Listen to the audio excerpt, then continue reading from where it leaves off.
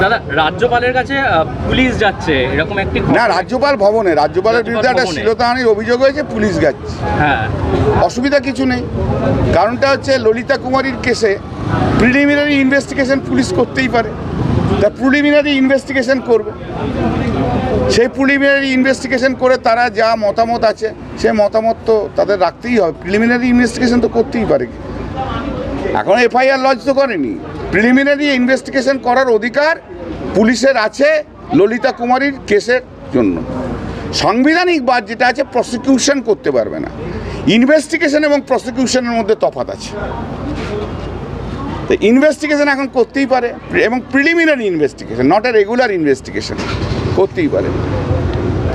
যেটা সবচেয়ে সমস্যা হচ্ছে এটা হচ্ছে ভারতবর্ষের যারা সংবিধান প্রণয়ন করেছেন তারা কখনো ভাবেনি যে বিজেপির আমলে যে রাজ্যপালগুলো আসবে তাদের বিরুদ্ধে প্রসিকিউশন করা, তাদের বিরুদ্ধে কেস করার দরকার আছে।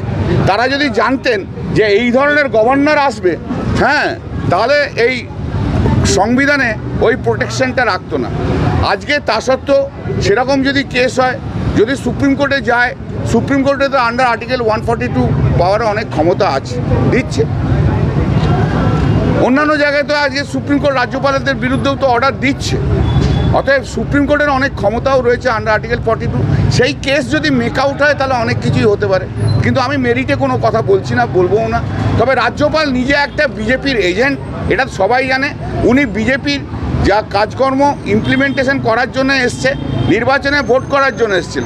গতকাল রাজভবনের থেকে নরেন্দ্র মোদী এবং রাজ্যপালের মধ্যে সলা পরামর্শ হয়েছে কিভাবে সমস্ত কিছু সেন্ট্রাল ফোর্স করে ইউটিলাইজ করে এখানে ইলেকশন করা যায়, বিজেপি গুন্ডাদের কি করে ছাড়া যায়, সমস্ত কালকে গভর্নর হাউসে প্রাইম মিনিস্টার এবং রাজ্যপালের মধ্যে কথাবার্তা হয়ে গেছে।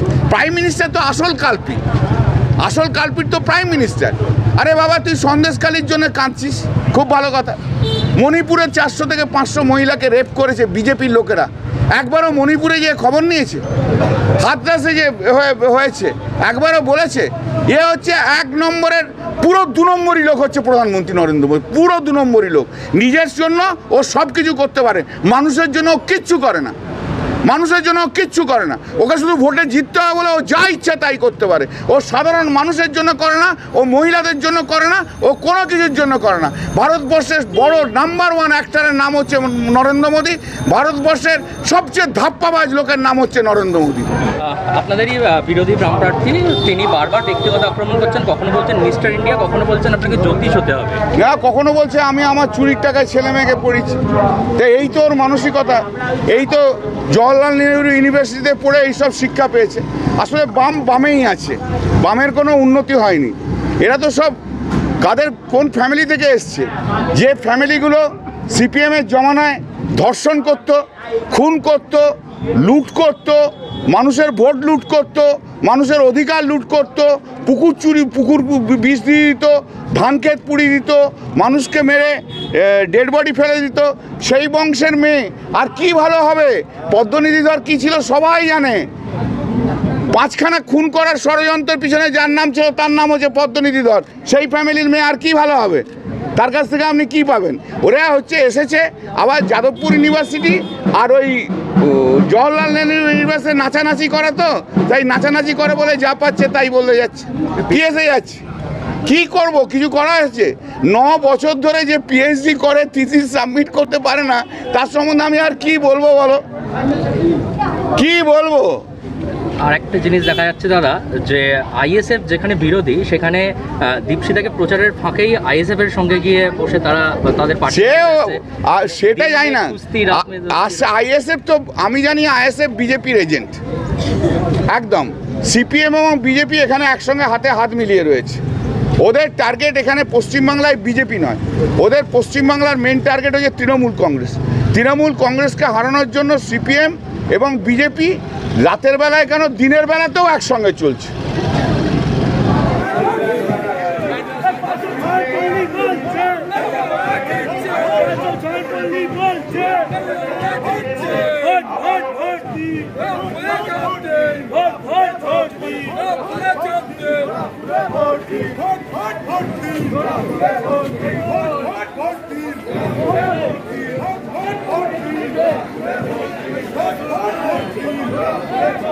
শ্রীরামপুর লোকসভা কেন্দ্রে আবারও কল্যাণ ব্যানার্জিকে চতুর্থবারে নির্বাচিত করে দিল্লির পার্লামেন্টে পৌঁছে দিন। আবারও কল্যাণ, সবার কল্যাণ, বারবার কল্যাণ।